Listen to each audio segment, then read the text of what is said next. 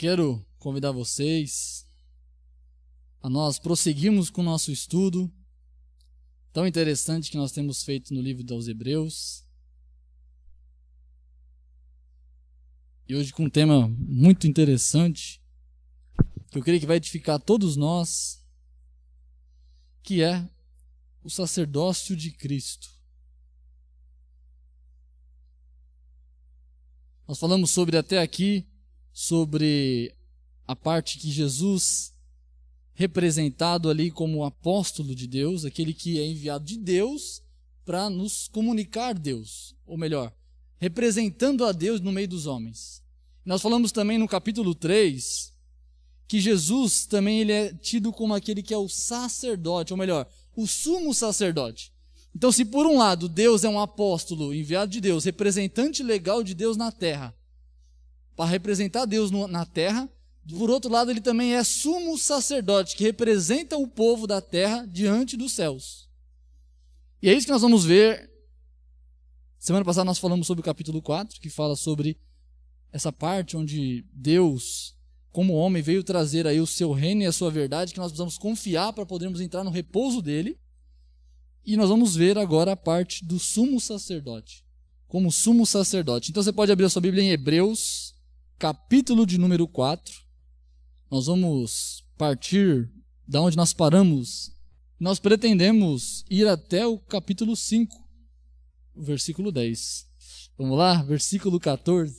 Diz assim: visto que temos um grande sumo sacerdote, Jesus, Filho de Deus, que penetrou nos céus, retenhamos firmemente a nossa confissão. O que esse texto aqui introduz para nós?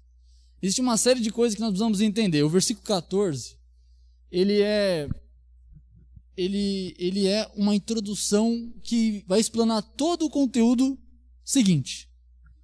Então nós vamos analisar palavra por palavra aqui, que vai nos mostrar o que ele quer dizer, depois nós vamos ver o desfecho disso tudo.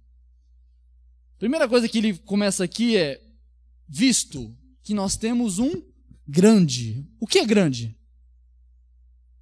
Algo enorme, algo que é vultuoso aos nossos olhos, que chama a atenção, é algo tremendo. Ele está dizendo assim que ele é um grande sumo sacerdote. Não basta para Jesus ser sacerdote, não basta para Jesus ser sumo sacerdote, ele ainda é o grande sumo sacerdote. Olha a evidência que ele está dando para o nome de Jesus.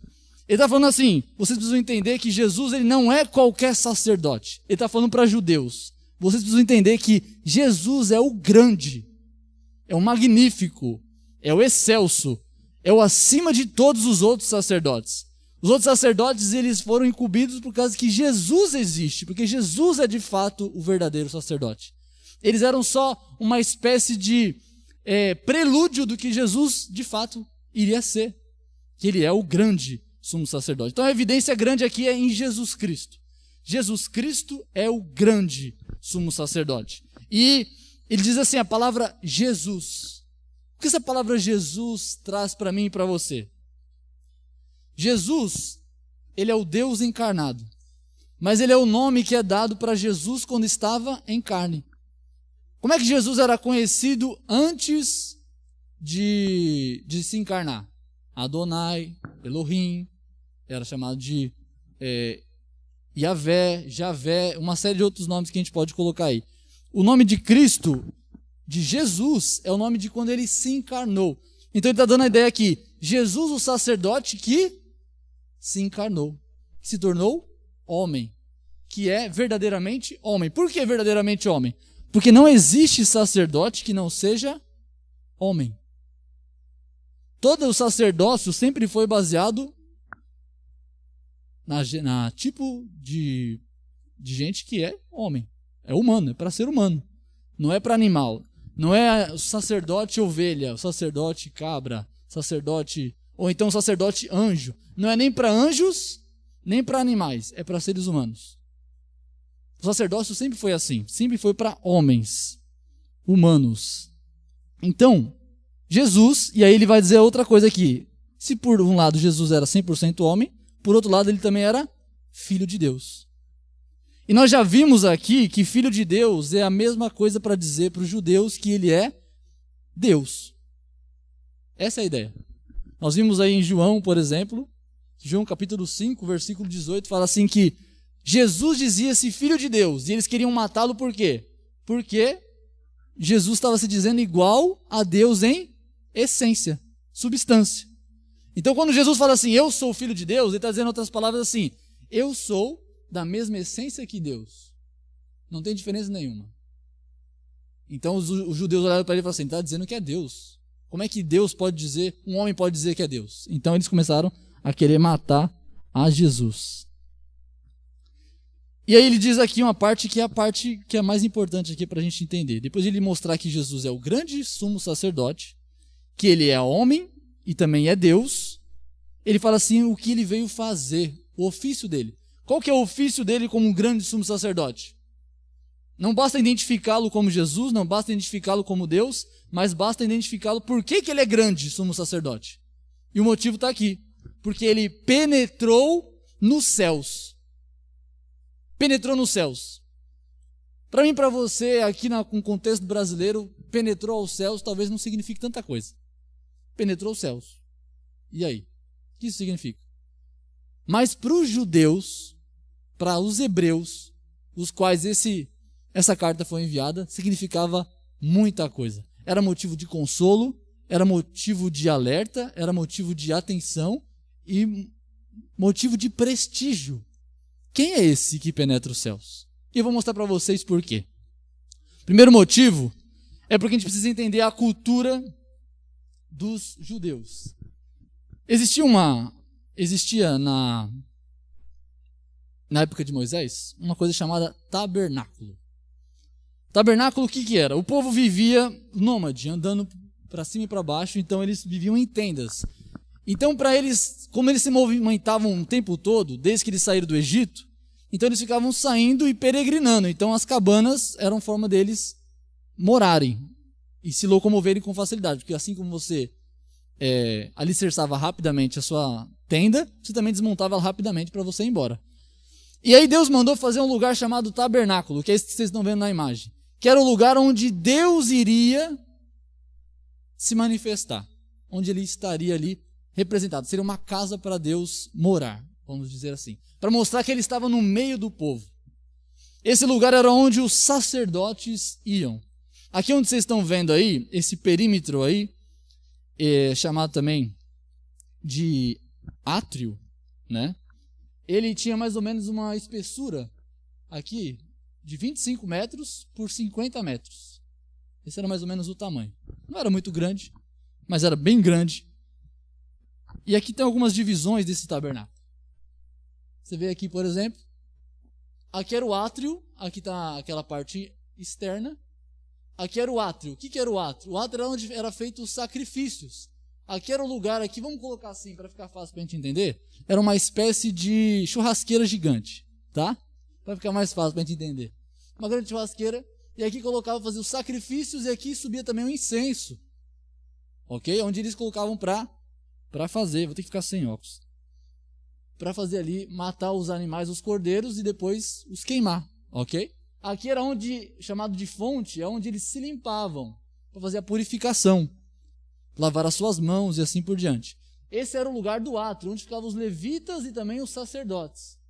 Mas existia um lugar, que aí era o próprio tabernáculo, que era esse segundo ambiente aqui. Então ele era dividido em 3 partes. Primeira parte, o átrio, que nós já falamos, e depois existia o lugar sagrado.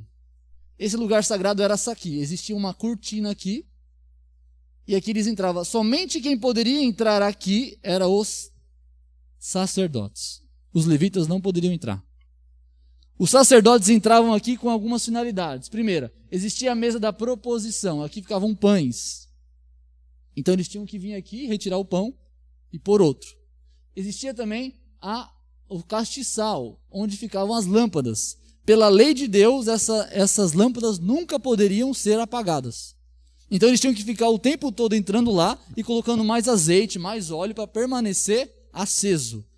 E existia um outro que era o incensário. O incensário era onde eles colocavam o incensário, que fazia o incenso, e ali eles colocavam as essências. E existia um terceiro ambiente além do átrio e além do lugar sagrado, que era o lugar do Santo dos Santos. O lugar do Santo dos Santos tinha só uma coisa lá dentro. Ele era fechado com uma cortina também, bem grossa na verdade. E aqui o sacerdote não podia entrar. O sacerdote só podia vir até o lugar santo.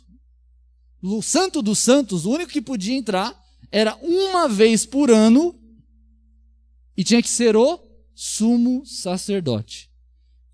E ele entrava e aqui dentro tinha a Arca da Aliança. E ali, quando ele entrava, ele tinha que entrar com uma das suas mãos, ele entrava segurando o incensário. Ali está mais uma imagem aí para você ver. Aqui está o lugar santo e aqui está o Santo dos Santos. Ele entrava com uma mão com o incensário e na outra mão ele ia com o quê? Com o sangue do cordeiro que foi morto, representando o pecado do povo. Então ele matava o cordeiro lá fora, pegava esse cordeiro, o sangue do cordeiro, ele entrava com uma vestimenta diferente dos outros sacerdotes, porque ele era o sumo sacerdote. Ele chegava até o Santo dos Santos com um incenso, e ali naquele ar do incenso ele pegava e aspergia o sangue do cordeiro que foi morto, que não poderia ter defeito nenhum, que teria que ser de 1 ano, que teria que ser sem nenhuma mancha. Mancha não necessariamente é defeito, mas tinha que ser branquinho. Não podia ser igual a gente vê aí, esses gatos aí, siamês, metade de uma cor, metade da outra. Não, tinha que ser branquinho, sem perna quebrada, sem unha quebrada, sem nada. Completo, perfeito, de 1 ano. E ele levava, matava esse cordeirinho, representava o povo, e uma vez por ano ele chegava lá e aspergia 7 vezes sobre o altar, e 7 vezes sobre ele. Essa era uma forma dele purificar a si mesmo e purificar o povo diante de Deus. E no meio daquela fumaça, uma vez por ano, Deus se manifestava para quem? Para o sumo sacerdote exclusivamente, no meio daquela fumaça, na Arca da Aliança, e ali ele representava o povo com o sangue, mostrando assim, a ideia era, eu estou mostrando o sangue, é a prova de que o povo foi perdoado. Então Deus recebia aquela oferta, e então ele podia sair de novo. Se o sacerdote, o sumo sacerdote, entrasse com pecado, ele morria ali mesmo. Ele morria ali mesmo. Até existiam algumas teorias que falavam que o sacerdote tinha uma corda amarrada no pé, então quando ele entrava, se ele morresse lá dentro, então eles puxavam pela corda para ninguém entrar lá e não morrer também, né? Mas na verdade não faz muito sentido. Mas possivelmente se ele morresse, eles iam lá e podiam tirar ele lá de dentro. Mas ele não podia entrar, ninguém, a não ser o sumo sacerdote. Deu para entender até aqui? Quando o texto fala assim que Jesus, o nosso grande sumo sacerdote, ele penetrou, ele entrou. O que ele está querendo dizer quando ele entrou nos céus? Ele está querendo dizer o quê? A ideia é o sumo sacerdote passando dessa cortina e entrando no Santo dos Santos. Só que aqui, o Santo dos Santos é representativo. Onde é o lugar Santo dos Santos mesmo? No céu com Deus. Então quando ele está dizendo assim, então Deus entrou no Santo dos Santos, Jesus entrou no Santo dos Santos para levar ali uma oferta diante de Deus, ele está dizendo o quê? Jesus Cristo levou de fato e de verdade diante de Deus de uma forma não provisória, não de uma forma representativa, mas de forma verdadeira e legítima. Ele é o único que não levou o sacrifício até uma certa Arca da Aliança, onde certo momento Deus aparecia, mas ele foi diretamente no trono de Deus apresentar o sangue da remissão dos pecados. Então, é isso que os judeus estavam entendendo quando ele falava isso. Então veja só, visto que temos um grande sumo sacerdote, Jesus Cristo, Filho de Deus, que penetrou os céus, e ele diz assim, por causa disso, retenhamos firmemente a nossa confissão. O que é retenhamos firmemente a nossa confissão? Ele está dizendo o quê? Gente, isso é tão real, isso é tão verdadeiro, que isso deve penetrar no seu coração a ponto de você se lançar a Jesus com toda a confiança e firmeza. A firmeza da sua alma, da certeza de que quando o pecado vem te assolar, e o medo do povo era justamente esse. O medo do povo era qual? Se eu chegar diante de Deus, eu vou morrer. Por quê? Porque eu sou pecador. Toda vez que Deus aparecia para o povo no Velho Testamento, você vai lembrar disso, o povo via uma teofania, um anjo de Deus vinha representando a Deus na terra. E aí, por exemplo, Sansão, os pais de Sansão, quando ele chegou lá, eles viram, ele falou que ele teria um filho que iria livrar Israel da mão dos filisteus. Quando eles viram que era um anjo, eles pensaram que era o Senhor. Eles falaram assim, agora nós vamos morrer. Por quê? Porque somos indignos de ver Deus. Toda vez que aparecia Deus no Velho Testamento, o povo ficava com medo de morrer. Porque de fato existia um intermediário entre o homem e Deus, que era o chamado pecado. Uma barreira intransponível entre o homem e Deus. E que fazia com que nós não nos achegássemos a Deus. Mas a ira de Deus se achegasse a nós por causa do pecado que nós temos. Então nós éramos, como Paulo vai dizer aos Efésios, nós éramos por natureza filhos da ira. Filhos da ira, e não filhos de Deus. Então ele está dizendo em outras palavras o seguinte, nós precisamos reter essa confiança. Por quê? Porque aquele temor que tínhamos de chegar dentro da presença do Senhor, agora não existe mais. Porque agora Cristo, o grande sumo sacerdote, agora não deixou mais que o pecado fosse o intermediário entre nós e Deus. Agora Ele é o próprio intermediário entre nós e Deus. Ele de fato é o grande sumo sacerdote. O grande sumo sacerdote era aquele que representava o povo.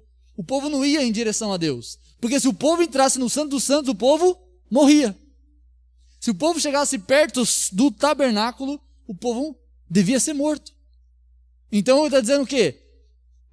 Cristo abriu o caminho para nós. No versículo 15, o próximo versículo, ele diz assim, porque não temos um sumo sacerdote que não possa compadecer-se das nossas fraquezas, porém um que, como nós, em tudo foi tentado, mas sem pecado. Que coisa interessante é essa? O que ele está falando? Ele está dizendo assim que o sacerdote que foi nos representar, que é Jesus Cristo, ele não é um incompassivo. Ele não é antipático. O que é antipático? É aquele que assim, a sua dor não me afeta. A sua dor para mim é irrelevante. As suas dificuldades pouco me importa. Deus não é incompassivo. Jesus Cristo, ele não é um sacerdote que está pouco se lixando para mim e para você. Bem pelo contrário. Porque não temos um sumo sacerdote que não possa compadecer-se, ter compaixão das nossas fraquezas. E o motivo é qual? Não é porque Cristo somente entende as nossas fraquezas, mas é que Cristo é um sacerdote forte. Ele é um sacerdote forte que pode nos ajudar a vencer a fraqueza. Ele é alguém que olha para nós e reconhece a nossa fraqueza. E o que ele faz com isso? Nos ajuda. Cristo olhou para nós e viu que existia uma barreira intransponível que nossa força e o nosso próprio modo de viver, modo de agir, seria impossível alcançarmos a Deus. Então esse sumo sacerdote, ele se disponibilizou a tomar a minha e a sua dor, levar em conta o meu e o seu sofrimento, levar em conta aquilo que nós tínhamos de defeito, e ele decidiu fazer o quê? Tomar a nossa fraqueza e assumir ela como se fosse dele. E fazer o quê? Ser aquele que nos abençoa com a força. Então ele está dizendo para um povo que está sofrendo as dores, um povo que está sofrendo as angústias. Lembra que eles estavam no momento de perseguição? Por eles estarem no momento de perseguição, eles estavam precisando de ajuda. Então ele está dizendo o seguinte, esse sumo sacerdote, Jesus Cristo, ele não é só aquele que penetrou os céus, mas ele é aquele que olha para as nossas dores e fez isso por causa que ele tem compaixão de nós. E essa compaixão de Deus foi enviar Jesus Cristo para que pudesse nos ajudar nas nossas fraquezas, porque ele é, de fato, poderoso. Não é isso que o João 3,16 diz para nós? Porque Deus teve compaixão do mundo, não é isso? Porque Deus amou o mundo de tal maneira que enviou o seu Filho. É justamente isso que ele está dizendo. Porque o mundo não tinha como ir a Deus, então Deus teve que vir ao mundo. Então ele enviou o seu Filho. Esse Filho é o sumo sacerdote. Então ele diz assim mais uma coisa. Porém, olha que coisa interessante. Porém, o que é porém? Eu vou dar outro lado da moeda. Um outro jogo para você pensar também. Além dele ser o forte que fortalece o fraco, ele é também quem? Ele é, porém, um que, como nós, olha só, como nós. Por um lado, ele não é igual a nós. Qual é o lado que ele não é igual a nós? Ele é forte, nós somos fracos. Essa é a parte diferente entre nós e Cristo. Agora ele vai falar, porém, um que, como nós, em tudo foi tentado, mas sem pecado. Se por um lado Cristo é forte e nos ajuda com força, porque ele pode fazer isso, por outro lado, ele também nos entende, porque ele também sofreu tentações. Ele não só pode aperfeiçoar onde a gente não consegue ir mais além, onde a nossa força se limita e não consegue mais exceder, mas ele também é aquele que sabe as dores que eu e você sentimos no mais profundo do nosso coração. E aqui as dores, aqui, a palavra aqui, em tudo, significa tudo. Engraçado, né? É em tudo. Não é só naquilo que nós sofremos na nossa carne, como você cair e, sei lá, sofrer um acidente, bater a cabeça e ficar com um galo na cabeça. Mas também aquilo que nós sentimos por dentro, as nossas angústias, as nossas tristezas. Não só isso também, não só angústia e tristeza, mas as tentações. Quando nós sentimos fragilizados por uma vontade de fazer o mal, Cristo sabe como que é ser tentado, porque ele foi tentado. Jesus foi tentado pelo diabo, que disse para ele, eu te darei o mundo, só basta você se prostrar diante de mim. Falou para ele transformar pedras em pães. Falou para ele se jogar do alto do pináculo do templo, para que os anjos viessem acudi-lo. Jesus foi tentado não só por Satanás, Jesus foi tentado por seus discípulos. Quando Pedro chega para ele e diz o seguinte, tem compaixão de ti mesmo, não vá à cruz, não se doe pela humanidade, pare de querer sofrer. Foi tentado pelos seus discípulos. Ele foi tentado pelos seus inimigos, os fariseus, que ficavam tentando o tempo todo, tentando trazer alguma forma de ele cair numa cilada. Ele foi tentado pelos seus inimigos. Não só pelos seus inimigos, ele foi tentado por aqueles pelo ladrão da cruz, por exemplo, que falou, por que você não desce da cruz e salva nós e a você também?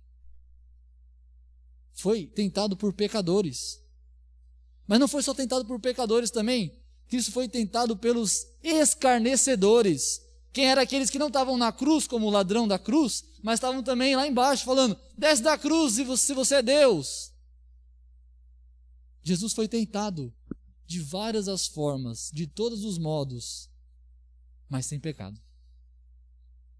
Diferente de nós nessa parte, ele venceu a tentação.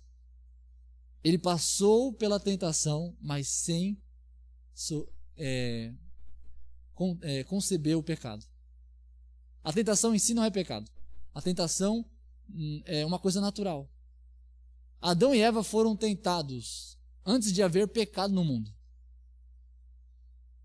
E eles não pecaram na tentação. Eles pecaram na concepção de agir conforme a tentação. Então Jesus, ele não só nos tem poder para nos dar nas fraquezas, mas como também ele sabe como que é ser tentado, passar as aflições, viver as sensações ruins e ser tentado também contra o pecado. Então ele é alguém que pode nos representar muito bem, porque ele sabe o que nós sentimos. Então aquela sensação assim, nossa, eu acho que só eu sinto isso, acho que só eu passo por isso, acho que só eu consigo, ninguém me entende, sabe aquela ideia? Quando você está naquele momento terrível na sua vida, você fala assim, ninguém me entende, minha mãe não me entende, meu pai não me entende, meu namorado, meu marido, meus filhos, ninguém me entende? Deus entende, Deus entende, porque Ele se encarnou, Ele não só entende, mas tem poder para aperfeiçoar a minha e a sua fraqueza. Então o versículo 15, além de falar desse sumo sacerdote, Então, no versículo 16, ele conclui aqui com uma coisa bem interessante. Cheguemos, pois, com confiança ao trono da graça, para que possamos alcançar misericórdia e achar graça, a fim de sermos ajudados em tempo oportuno. Olha que coisa interessante. Como eu disse, o povo tinha medo de chegar diante de Deus. Agora Cristo abriu o caminho como sumo sacerdote em direção a Deus. E agora ele está dizendo o quê? Irmãos, agora vocês podem chegar com ousadia na presença de Deus. Agora vocês podem chegar na presença de Deus com convicção de que vocês vão ser ouvidos. Agora vocês podem chegar diante do Senhor com certeza de que Ele vai ouvir e contemplar as suas orações e os seus pedidos. Por quê? Porque agora nós temos livre acesso a Deus. Antes, para chegar no Santo dos Santos, existiam várias cortinas, várias barreiras, vários empecilhos, várias coisas que nós não podíamos penetrar porque seríamos mortos. Mas agora Cristo abriu esse caminho, então cheguemos, entremos com confiança ao trono da graça. Trono por quê? Porque Deus é Senhor, porque Deus é Rei. Como nós cantamos aqui, Ele é o Rei das nações, Ele é o Rei do universo, Ele é o Rei de todas as coisas. Quando Ele fala assim, chegamos ao Rei, você precisa lembrar talvez como os reis trabalhavam antigamente. Quando o rei estava sentado no seu trono, se ele não estendesse o seu cedro para as pessoas que queriam falar com ele, a pessoa não podia chegar perto dele. Se ela chegasse perto dele, ele podia dizer assim, está condenado, porque eu não permiti você entrar. Você pode lembrar talvez disso lendo o livro de Esther, quando ela vai chegar diante do rei Assuero. O que acontece? Ele tem que dar permissão para ela entrar, senão ela não pode entrar. Deus deu a permissão por causa do quê? Por causa que Cristo, como sumo sacerdote, chegou diante de Deus, oferecendo o seu próprio sangue, para que nós pudéssemos ser perdoados por Deus definitivamente. Então nós podemos entrar com confiança, não porque nós somos bons, não porque nós fazemos coisas boas, não porque a gente tem legitimidade para chegar diante de Deus com ousadia, não é porque Deus gosta de crente ousado, não é nada disso. É porque Cristo ofereceu um sacrifício perfeito. Perfeito. É o nosso lema de ousadia. O lema de ousadia não é pelo que a gente fazemos, mas é pelo que Ele fez por nós. Então, se Cristo entrou no Santo dos Santos e nos colocou diante de Deus, nós agora temos paz com Deus. Então, nós podemos entrar e cear com Deus e também fazer pedidos. Qual pedidos? Ele fala aqui sobre 2 tipos de pedido. Primeiro, pedido de misericórdia. Misericórdia por quê? Porque nós, por mais que fomos perdoados, nós continuamos a pecar. Então nós podemos chegar diante do Senhor e pedir, Senhor, perdoa-me pelo meu pecado. Pense como um judeu. Os judeus, toda vez que eles pecavam, eles tinham que fazer o quê? Ir até o sacerdote, levar um cabrito e chegar diante dele e falar, eu pequei. Então o sacerdote olhava para aquilo, ele colocava a mão na cabeça do cordeiro e degolava. Você já imaginou se eu tivesse que fazer isso hoje? Já imaginou? Quantas vezes por dia você ia vir na igreja? Ia ser bom, né? Por um lado que a pessoa ia vir mais, mas por outro lado, né? Fala a verdade. Por que nós podemos agora, da nossa casa, do nosso lar, nós podemos chegar diante do Senhor e falar, Senhor, sê propício a mim, pecador. Porque Cristo abriu o caminho que nos leva a Deus. Agora nós podemos chegar e falar assim, diante do trono da graça, Senhor Jesus, eu me arrependo dos meus pecados. Sabe o que acontece? Eu pequei, me ajuda. E aqui a misericórdia já vem com uma outra questão. Além da misericórdia que nós podemos pedir diante do trono de Deus, e Ele vai nos conceder essa misericórdia, Ele fala sobre uma segunda coisa que é achar graça. O que é achar graça? Você poderia traduzir aí, sem perca de sentido, achar favor. Achar um favor. Deus nos concede favores por meio de Cristo. Qual é o favor que Cristo nos dá? Força, graça. Para quê? Para vencermos. Por que toda vez que nós terminamos de pregar a palavra de Deus e o Espírito Santo toca no seu coração para que você mude de vida, mude de pensamento, mude de atitude, por que nós oramos sempre pedindo a Deus ajuda? Porque sabemos que nós não podemos vencer o pecado por nós mesmos. mas que Cristo abriu um lugar onde agora nós podemos não depender das nossas forças para vencer a vida contra o pecado. Mas nós podemos pedir a ajuda de Deus, de Cristo. Porque nós só podemos vencer o pecado pela ajuda de Cristo. Olha que coisa maravilhosa.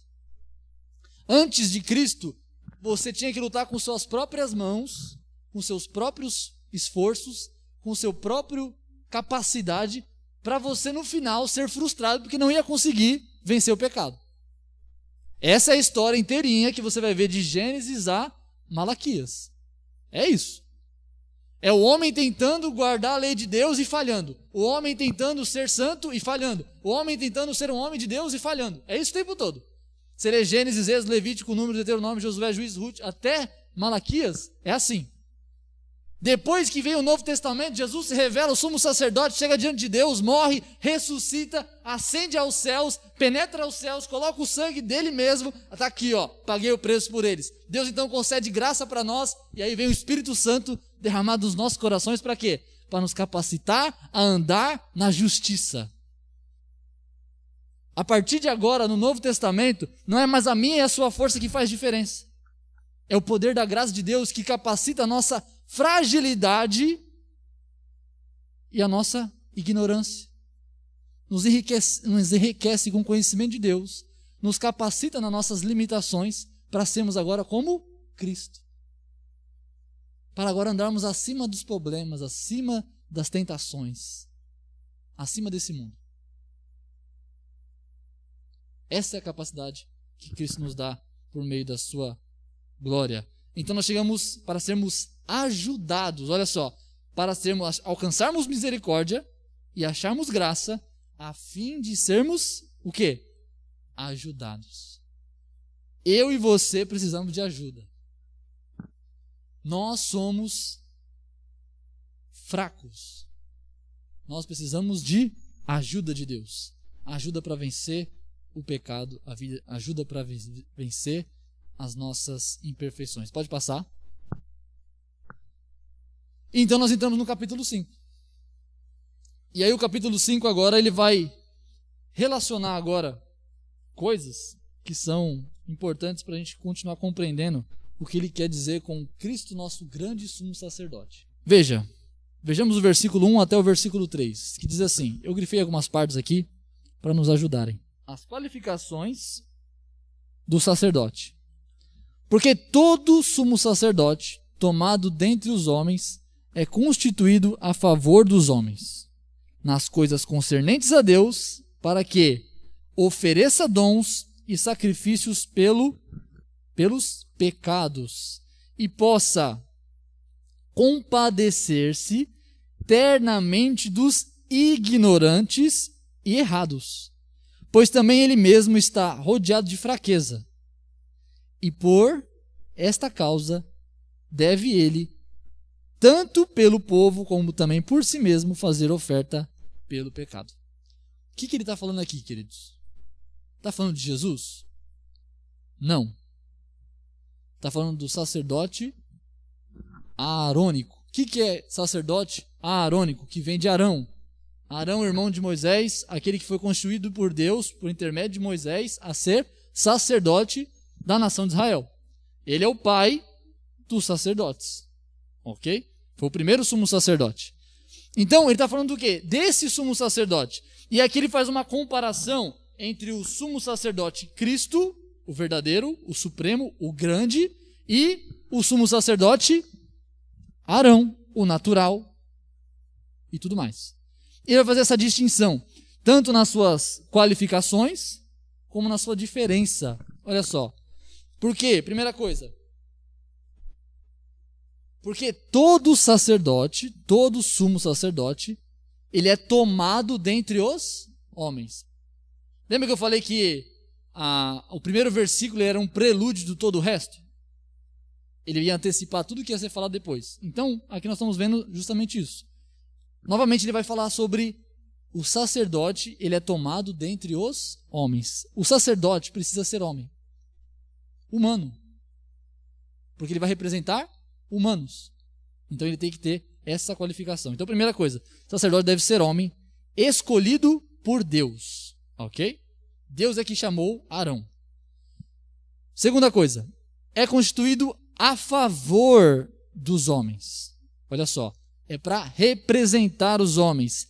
Ele apresenta diante de Deus os homens. Essa é a segunda coisa. Terceira, coisas concernentes a Deus para que ofereça dons e sacrifícios pelo pecado e possa compadecer-se ternamente dos ignorantes e errados. Então, terceiro ponto, ele deve se compadecer dos pecadores e oferecer o quê? Sacrifício para que pelos fracos e pelos ignorantes, aqueles que fazem de forma involuntária. É interessante. Por que isso é importante para nós entendermos? Porque o convertido, ele peca, é verdade, por isso nós precisamos de ajuda para Deus, certo? Mas veja que ele não fala aqui aqueles que pecam deliberadamente. Ele fala que peca por ignorância. O que é pecar por ignorância? Eu não sabia. Eu não sabia que isso era errado. Então, pecou por ignorância. Existia uma oferta específica na lei de Moisés, que era para aqueles que ainda não tinham visto a lei e não conheciam a lei. Então, eles eram reputados como pecadores do mesmo jeito. Não é porque eu não sei que eu deixo de pecar. Não, peca do mesmo jeito. Mas existia um sacrifício exclusivo para esses ignorantes. E por aqueles que pecam por fraqueza. Aqui a palavra errados pode ser, em algumas versões vai estar fracos. É aqueles que não suportaram a tentação. Mas eles não queriam. Eles não tinham desejo de pecar. Mas pela fraqueza do seu ser acabaram cedendo. Entendeu? Então ele está lá resistindo, e de repente, mas eu não queria parar. Entendeu? É mais ou menos isso. Então, é por esses. E não por aqueles que intencionalmente pecam. Fala assim, se Deus gosta ou não gosta, se eu mesmo sabendo, eu mesmo podendo lutar contra, eu vou pecar porque eu quero. Não estou nem aí. Esse tipo de gente, esse não. Não é sobre esses que o sacerdote falava. Quem pecava dessa forma deliberadamente, na lei de Moisés, ela dizia o quê? Que tinha que ser ou extirpado do povo, dependendo do pecado, ou se fosse mais grave ainda, ele era apedrejado. Ele era morto. Então, esse era inaceitável. O sacerdote não intercedia por esses, só por aqueles que eram ou ignorantes ou errados. Então, esse era o terceiro. Pois também ele mesmo está rodeado de fraqueza, porque o sacerdote é fraco, o natural. E por esta causa deve ele tanto pelo povo como também por si mesmo fazer oferta pelo pecado. Então, tanto pela sua ignorância como pela ignorância dos outros, o sacerdote vai fazer o quê? Sacrifício não só por eles, pecadores, mas por si mesmo. Porque ele também é pecador. O sacerdote nunca é retratado na Bíblia como alguém santo. Não. Por isso que ele tem que fazer sacrifício por ele mesmo, porque ele é pecador. E aí o que nós vemos aqui? Nós vemos a diferença entre o sacerdote natural, vamos dizer assim, que é o araônico, e o sacerdote Cristo. Primeiro, se o sacerdote deve ser homem escolhido por Deus, Jesus é totalmente homem e ele é escolhido por Deus como filho de Deus. Olha só, Cristo é sumo sacerdote mais do que Arão. Por quê? Arão foi escolhido sumo sacerdote por meio de quem? Por meio de Deus e depois por meio de Moisés. E Jesus? Por meio de Deus direto. Então ele é supremo. Porque ele não é só escolhido como sumo sacerdote, mas ele é o próprio Filho de Deus. Então ele é supremo. Segundo, Jesus penetrou os céus e pôde melhor representar-nos em nossas aflições, pois morreu, ou melhor, pois sofreu maiores aflições do que nós. Então, se o sacerdote tinha que compadecer dos fracos, ou seja, entender os fracos nas suas fraquezas e entender os ignorantes na sua ignorância, Jesus pode muito mais. Por quê? Porque ele conhece o meu e o seu coração mais do que qualquer um. Então, se a gente acha que pode conhecer o coração do outro e pode talvez entender um pouco do sentimento, porque eu entendo o sentimento, eu entendo o sentimento da Carla, porque eu já passei por algo semelhante. Esse é um tipo de compreensão. Mas agora Cristo, ele não entende um pouco, ele entende completamente. Então ele pode representar a Carla nos seus sentimentos de uma forma completa e plena, mais do que ela tem consciência. Mais do que ela pode talvez entender sobre isso. Então Cristo, ele é maior, porque ele penetrou os céus, e não só isso, mas ele representa muito mais, porque ele sofreu muito mais e conhece muito mais. Terceiro, Jesus ofereceu o sacrifício do seu próprio sangue, e não precisou oferecer pelos seus pecados, pois era perfeito. Aqui mais uma vez, a qualificação do sacerdote. Jesus tinha todas as qualificações do sacerdote, mas as qualificações deles eram ainda maiores, superiores, do que do sumo sacerdote natural. Por quê? Qual é essa última que eu estou dizendo? Porque ele não ofereceu o sangue de carneiro, de cabra. Ele não teve que oferecer sacrifício pelo seu próprio pecado. Cristo chegou diante de Deus, penetrou os céus para oferecer o seu próprio sangue. E esse oferecer o seu próprio sangue é o sangue legítimo, é o sangue puro, é o sangue derramado com perfeição, é o sangue sem mácula. Então ele não precisa fazer esse sacrifício por si mesmo e depois oferecer junto com o sacrifício por si mesmo o do povo. Ele oferece só o do povo, então é mais eficaz, é mais verdadeiro. Entenderam? Deu para entender até aqui? Então essas são as qualificações do sacerdócio. E aqui ele continua falando das qualificações dos sacerdotes, agora de uma maneira interessante. E aqui nós vamos partir para um mistério. Veja bem, vamos ler o versículo 4 ao versículo 6. Diz assim: E ninguém toma para si esta honra. Qual honra?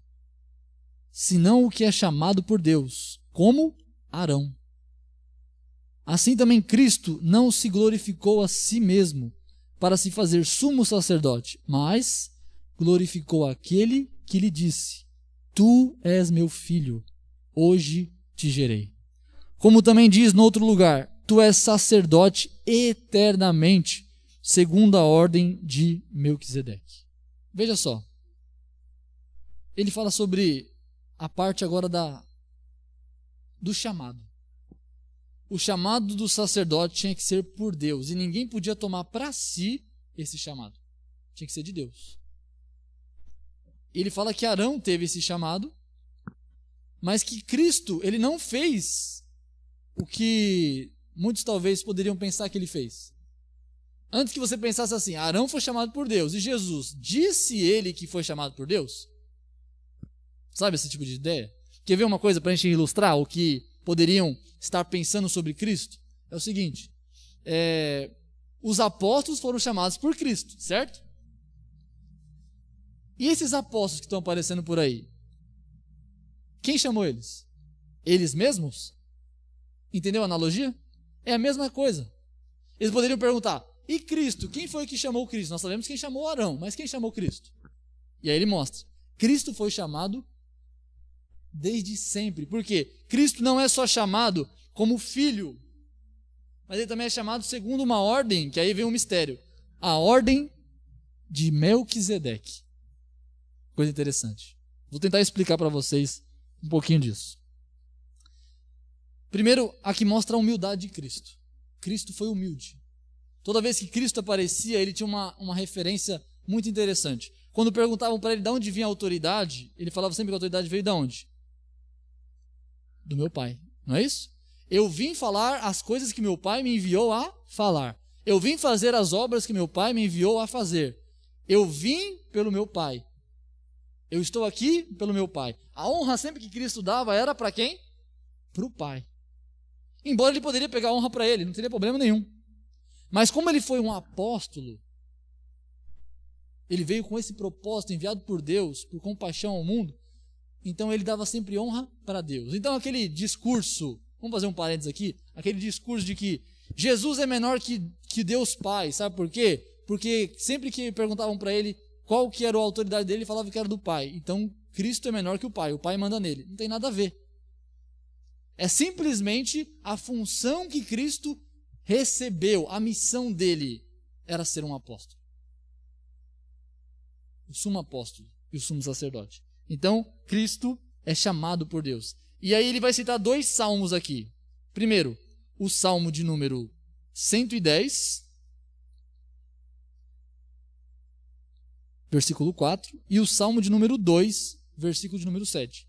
O salmo de número 2, versículo 7 diz: Tu és meu filho e hoje te gerei.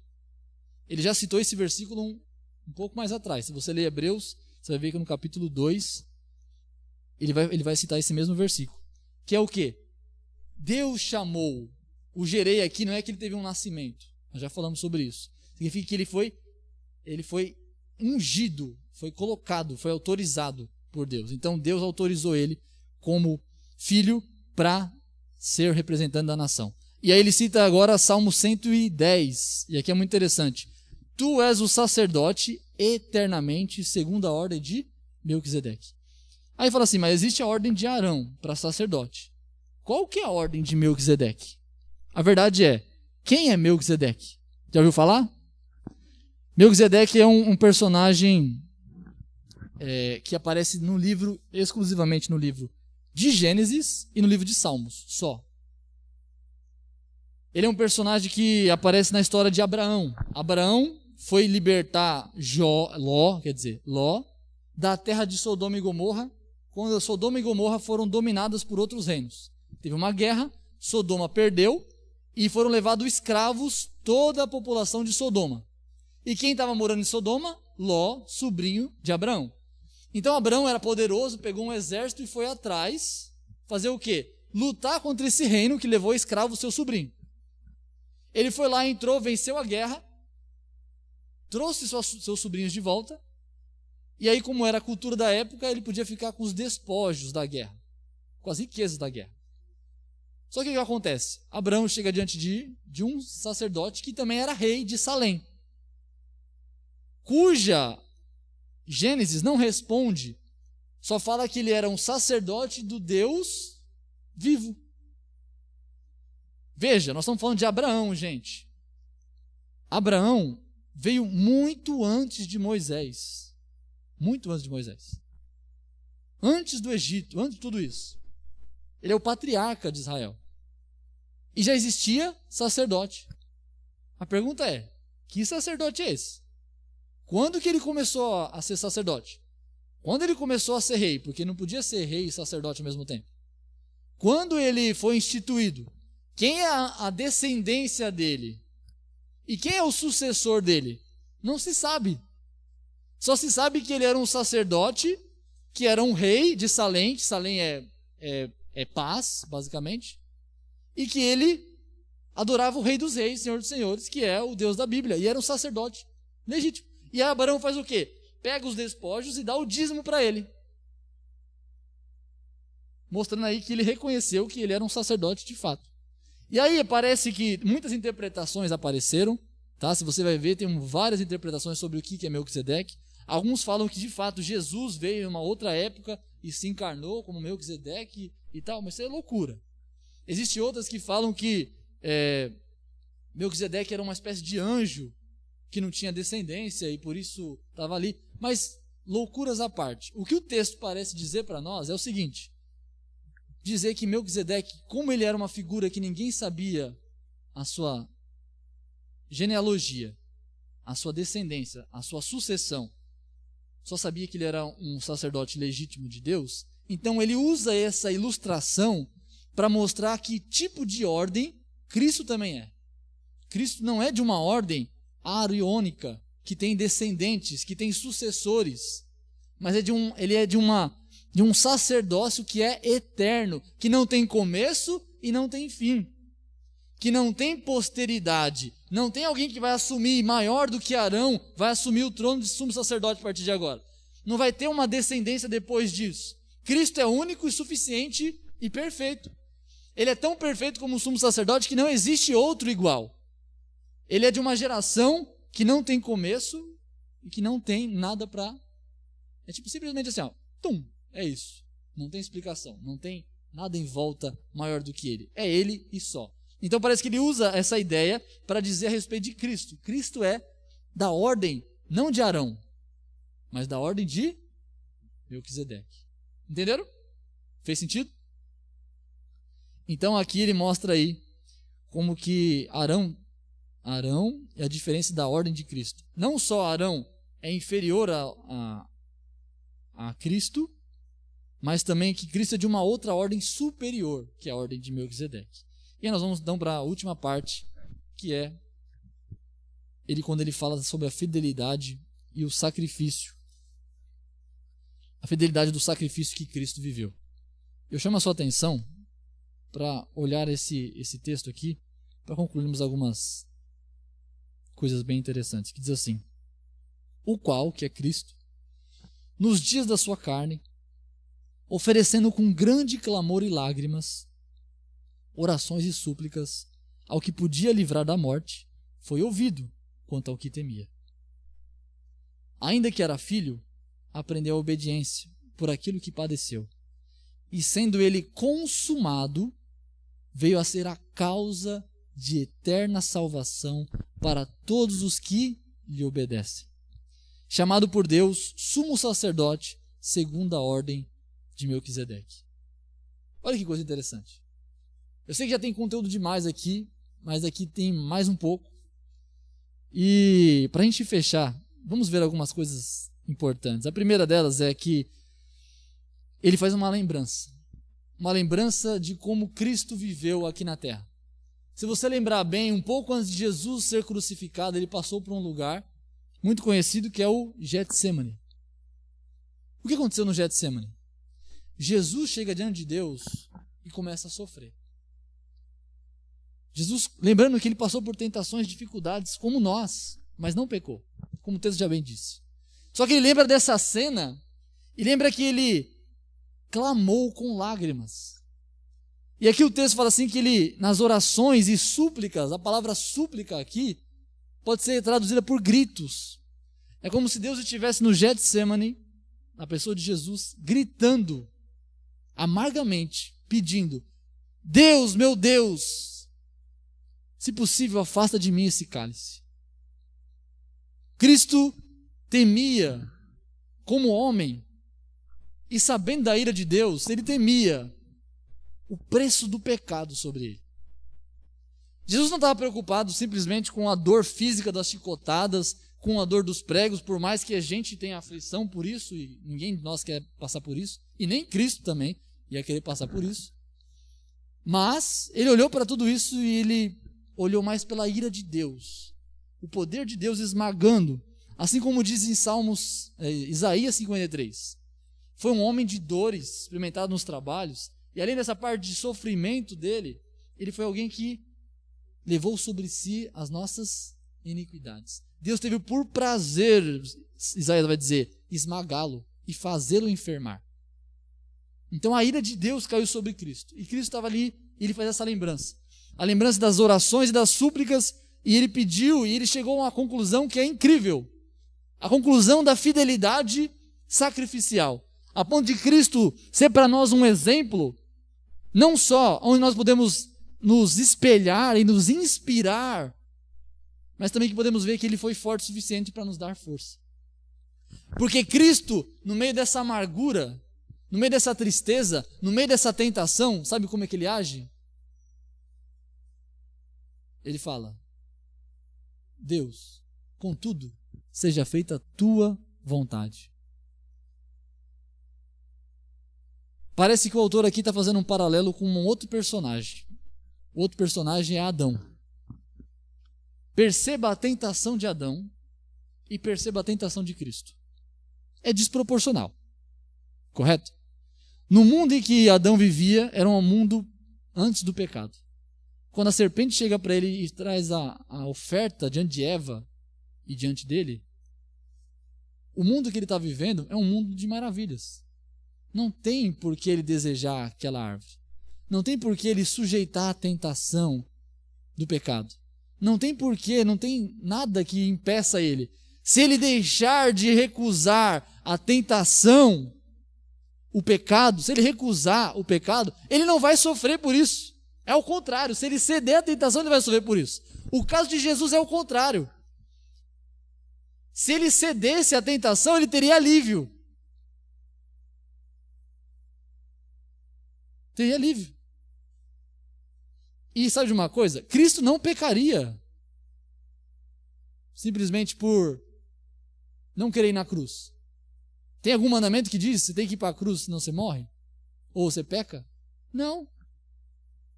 A tentação que ele tinha era entre cumprir a vontade de Deus, que foi a missão dele, ou não. E Cristo está chorando e clamando e gritando, dizendo: afasta de mim esse cálice, eu não quero sofrer essa dor, eu não quero padecer essas enfermidades, eu não quero isso. Mas Cristo entra num grau de maturidade, num grau de submissão, que ele aprende, o texto vai dizer assim, a partir dos sofrimentos, ele aprende a o quê? Como homem, a obedecer a Deus, a se sujeitar a Deus, a falar assim: apesar de eu não querer, apesar de ser doloroso, apesar de ser difícil, apesar de ser constrangedor, apesar de ser dolorido, contudo seja feita a sua vontade e não a minha. A ousadia de Jesus em vencer essa tentação mostra que ele é muito maior, não só que Arão, mas ele é maior do que Adão. Ele é maior que Adão. Adão cedeu à tentação e todos nós morremos no pecado. Cristo não cedeu à tentação e todos nós, pela fé em Cristo Jesus, temos vida eterna. Esse é o motivo do grande sacerdote ser a nossa inspiração, porque ele é aquele que venceu, mesmo no meio das lágrimas, da tristeza, da aflição, da dor, do desespero. Ele decidiu, ele sofreu as dores, sim, mas para quê? Para obedecer a Deus acima de tudo, acima da sua vontade e do seu conforto. Por isso nós podemos pedir a ele, que entrou no trono da salvação, no trono da graça, ofereceu o seu próprio sangue diante de Deus e pagou o preço por mim e por você, para que a gente pudesse chegar diante de Deus e falar assim: eu quero essa graça dessa força, para vencer as tentações, para vencer os dilemas, para vencer as dificuldades, para vencer a minha própria ambição de pecar. Cristo faz tudo isso, e ainda que era filho, aprendeu a obediência por aquilo que padeceu. E sendo ele consumado, veio a ser causa de eterna salvação para todos os que lhe obedecem. Uma coisa interessante aqui, para nós entendermos, para que ninguém pense, essa tradução não está bem feita. A palavra aqui que fala sobre a obediência, para nós traz a ideia de que talvez Cristo não fosse obediente, ele passou através da dor se tornar obediente. Não é essa a ideia. O texto mostra assim que apesar das pressões, tentações, dificuldades, dores e tudo mais, Cristo permaneceu, permanecendo, no gerúndio, permanecendo fiel, perfeito. Então ele venceu mesmo através do sofrimento, ele permaneceu perfeito. Por isso que não conseguiram achar uma palavra aqui, então tivesse que fazer um processo. Qual que é o processo na língua portuguesa, para você entender? Então ele obedecendo, agindo em obediência, ele padeceu. Mas não. A ideia é, ele sendo perfeito, mesmo com as dificuldades, permaneceu perfeito até padecer. Quando ele morreu, e depois ele ressuscitou e foi assunto aos céus. E a segunda coisa interessante aqui para mim e você, para a gente fechar isso aqui, e sendo ele consumado, consumou o sacrifício, veio a ser causa da eterna salvação para todos que lhe obedecem. Veja, a implicação da eterna salvação. O que é eterna salvação? Que não acaba. Certo? Não tem fim. Salvação que não para, não tem limites. Uma salvação por tempo, não só indeterminado, mas sem fim. Sem tempo para acabar. Só que aqueles que recebem essa vida eterna, eles são o quê? Eles recebem também uma graça. Um poder de Deus. Para quê? Para serem obedientes. Então, quando Cristo nos salva e dá para mim e para você eterna salvação, não é para a gente falar assim: eu tenho eterna salvação, então agora eu vou passar eternamente a vida pecando. É eterna mesmo? Não vai acabar? Há muitos que usam esse tipo de argumento, mas o texto aqui é bem claro. A eterna salvação que Deus nos deu é para permanecermos e nos dá uma graça para podermos viver uma vida de obediência. Não é a obediência que nos dá a eterna salvação. É a eterna salvação que nos dá a capacidade para obedecer. E é nisso que nós vivemos. Uma vida de sermos inspirados por esse Cristo, sumo sacerdote, que venceu as tentações para dar para mim e para você uma eterna redenção. Amém? Glória a Deus. Isso é motivo da nossa alegria. Eu quero terminar aqui com as aplicações, rapidinho aí, para a gente aplicar esse estudo no nome de Jesus. Vamos citar rapidinho aqui o que nós aprendemos. Jesus é o grande sumo sacerdote. Ele é grande. Ele é acima de todos. Jesus entrou nos céus para nos justificar. Olha que bênção. Jesus se compadece de nós e das nossas fraquezas. O Senhor te assiste, querido. Você não está sozinho. Você não está sofrendo sozinho. Você não vai sofrer sozinho. Cristo sabe e se compadece. E nós podemos chegar no trono dele e pedir misericórdia e graça. Jesus nos fortalece porque ele é forte. Nós temos força de sobra em Cristo para nos dar e nos ajudar. Jesus nos dá graça contra as tentações. Por isso, quando você se sentir tentado, peça ajuda a Deus. Peça ajuda para Deus, que Ele nos dá. Jesus entende nossas dores, pois sofreu dores piores. Deus te entende quando você sofre. Jesus nos deu passagem livre para Deus. Nós temos acesso a Deus agora. Nós podemos aqui, daqui a pouco, orar e falar com Deus e sermos ouvidos por causa do que Cristo fez por nós. Jesus é maior que a ordem de Arão. Jesus nunca pecou e por isso ofereceu seu próprio sangue. Ele não precisou oferecer sacrifício por si mesmo. Jesus foi ungido por Deus como grande sumo sacerdote. Foi Deus que ungiu Cristo. Jesus resistiu o pecado de forma eficiente e total. Outro. Jesus aceitou a vontade de Deus, mesmo sendo o que ele temia. Jesus, como homem, se sujeitou e reivindicou a sua própria conforto e vontade para fazer a vontade de Deus.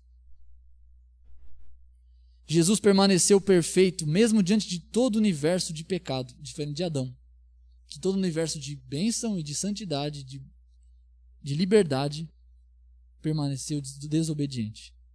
Jesus nos dá graça para sermos obedientes e agradáveis a Deus.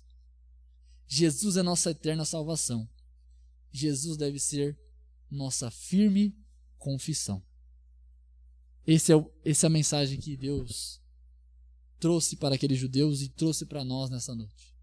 Nós possamos olhar para esse grande sumo sacerdote e possamos reconhecer a força que ele tem, a fraqueza que nós temos, a graça disponível que ele nos deu, e que nós possamos viver uma vida de confessar que ele é nosso Senhor, que ele é nosso Salvador, que é dele que precisamos, é ele que queremos. Amém? Vamos ficar de pé, vamos orar.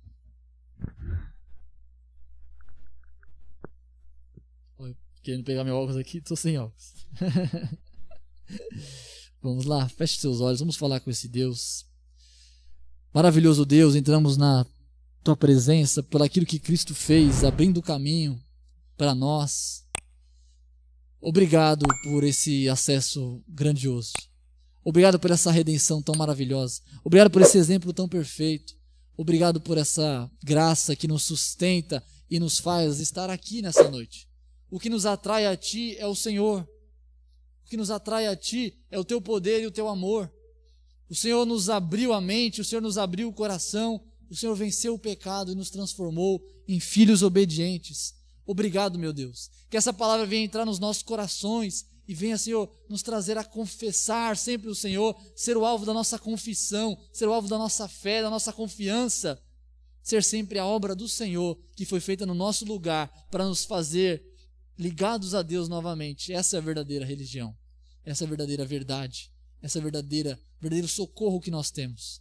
Nos abençoe, nos ajude nessa caminhada a vivermos confessando, a vivermos, Senhor, dependendo de Ti, pedindo a Tua graça, a Tua ajuda, a Tua misericórdia, sabendo que, com certeza, nós temos esse acesso a Deus. Em nome de Jesus te agradecemos. Amém. Glória a Deus.